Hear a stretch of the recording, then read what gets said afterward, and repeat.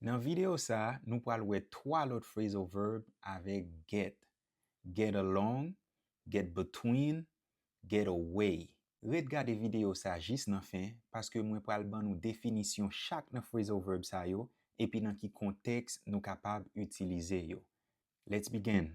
Get along qui signifie gagner une bonne relation. Par exemple, do you get along with your parents? Est-ce que vous entendez avec parents? I get along with my neighbors. Moi entend moi avec voisin moi yo. We were mad at each other at first, but then we got along. Get between qui signifie placer tête ou physiquement ou bien métaphoriquement dans mi-temps deux moun ou bien deux objets. Par exemple, the referee had to get between the two players. Arbitre là, t'es obligé mettre tête li dans mi-temps deux joueurs yo.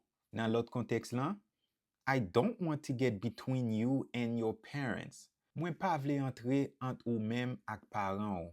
Dans yon l'autre contexte, don't let anything get between you and your dreams. Pas quitter rien entrer entre ou même avec rêve ou yo. Get away signifie pour échapper, évader yon situation avec aller en vacances ou bien yon vacances, pour sortir dans yon problème, pour éviter yon punition. Par exemple, they managed to get away in a stolen car. I need to get away from the city for a while.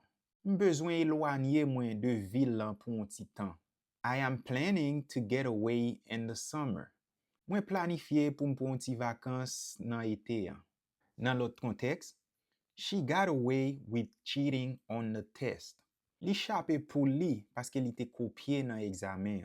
Nan l'autre contexte que vous capable utiliser li pour bay yon commande, par exemple, get away from me. Retire kor sou mwen. Kounya la, eske nap ka komplete phrase sa yo? Kite réponse nou nan commentaire lan.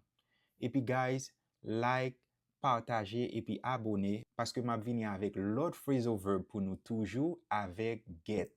Thank you for watching and see you on the next video.